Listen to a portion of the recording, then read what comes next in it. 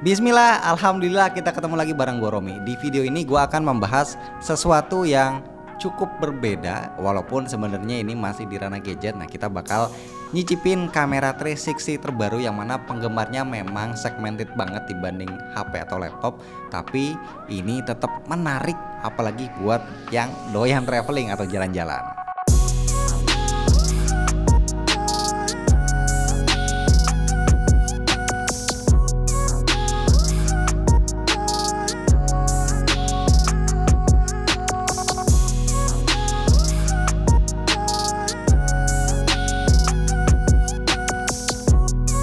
Yes, Insta360 nih bulan September kemarin baru aja ngeluarin kamera terbarunya seri X3. Ini adalah penerus dari versi sebelumnya yaitu X2. Selain dari segi harga yang mengalami peningkatan, fitur dan speknya juga pasti ada peningkatannya. Nah, tapi sebelum kita bahas kameranya, gua mau bahas nih boxnya dulu ya. Bentuknya persegi panjang dengan warna putih dan beberapa gambar produknya. Ada juga keterangan speknya ada di samping, dan isi dari paket pembeliannya itu bisa dilihat di bagian belakang. Nah, gua saranin kalau mau yang terjamin belinya yang garansi resmi yang ada stiker Denka Pratama Indonesianya kayak gini. Isinya sendiri itu cukup simple, selain ada kamera, ada manual guide dan kertas garansi, kita juga dikasih pouch dan juga kabel charger Type-C. Plus ada tambahan stiker kayak gini, lumayan lah ya buat tempelin di mobil atau di helm. Oke, kalau kita cek desain kameranya sih nggak ada perbedaan yang cukup mencolok dibanding versi yang sebelumnya. Selain layarnya yang dibikin jumbo sendiri kayak gini, ini ukurannya 2,29 inci, touchscreen hampir full body sih ini ya, layarnya gede banget.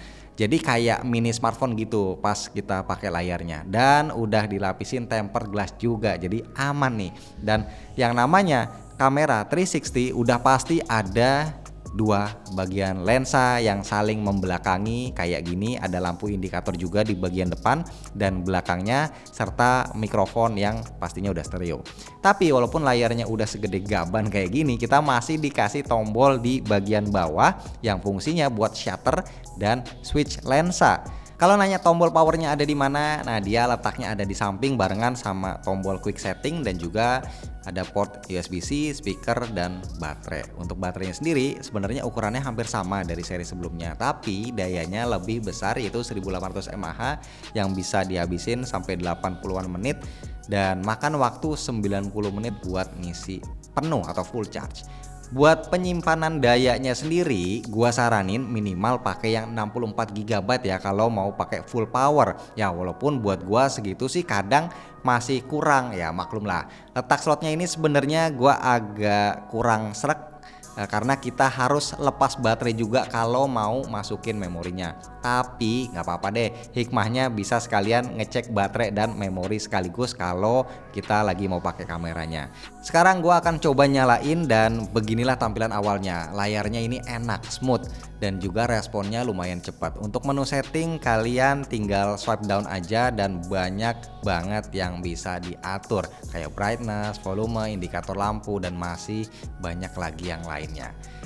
Untuk lebih lengkapnya kita bisa tap yang gambar roda. Di sini kita bisa setting Bluetooth dan WiFi buat kita konekin ke smartphone melalui aplikasinya. Terus ada pilihan bahasa, video bitrate, anti flicker, voice control.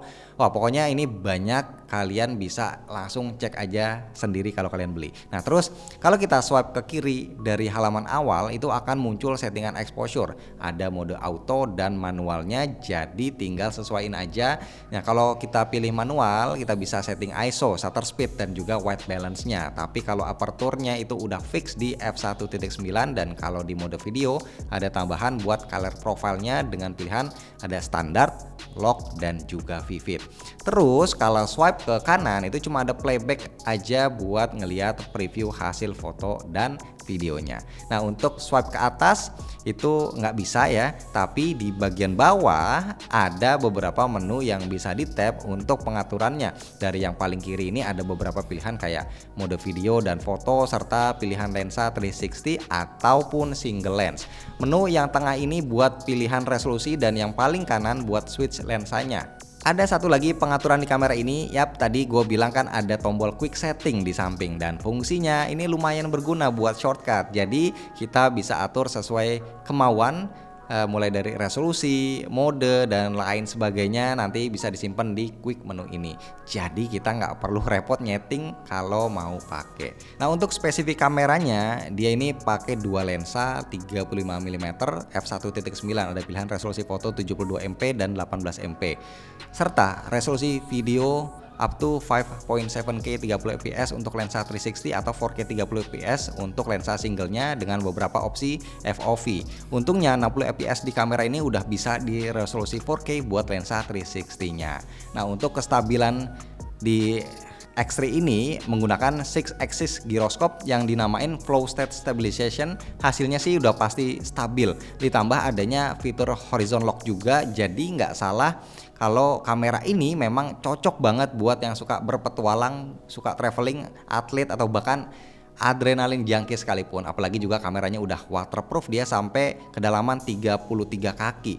Dan bukan cuma itu aja, bagi kalian yang suka bikin konten menarik di medsos ataupun berprofesi videographer, fotografer yang pengen hasil gambarnya itu lebih menarik, itu juga cocok pakai kamera ini Insta360 X3 karena ya fungsi adanya kamera 360 sendiri adalah memang biar penonton itu bisa ngeliat pemandangan yang ada di sekeliling kita.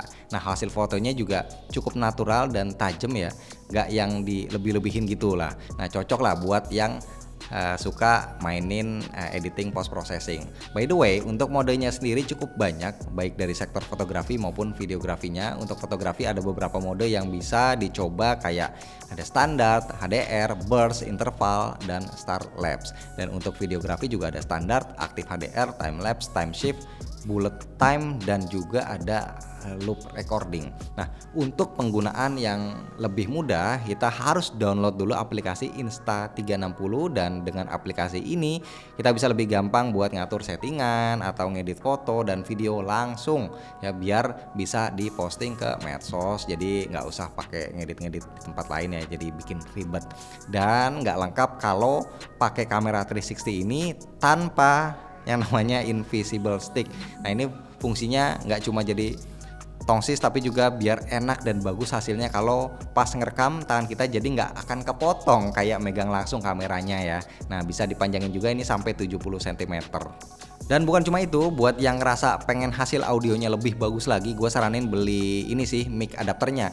Jadi bisa pakai mic lavalier dan hasil suaranya pasti bakal lebih fokus lagi dibanding ke kameranya secara langsung. So ini dia beberapa video yang udah tim gua ambil menggunakan beberapa modenya juga.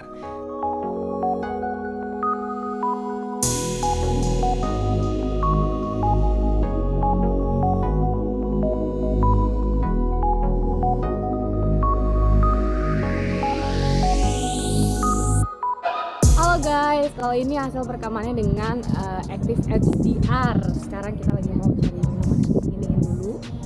Gimana ya caranya? Yang HDR Active ya.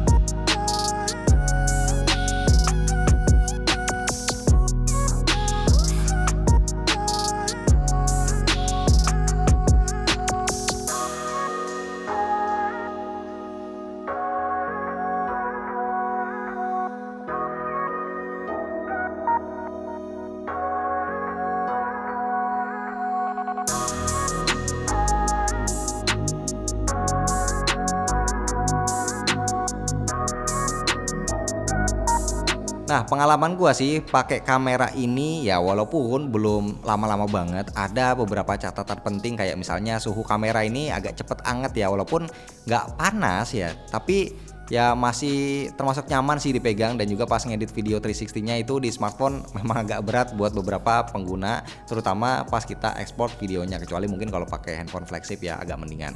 Jadi buat gua kesimpulannya dari kamera ini memang diperuntukkan untuk orang yang bener-bener pengen dapetin pengalaman menarik, apalagi peningkatan dari versi sebelumnya juga cukup banyak ya, kayak resolusi sensornya, terus juga mode-mode pengambilan gambarnya yang sekarang ini semakin banyak dan bervariasi.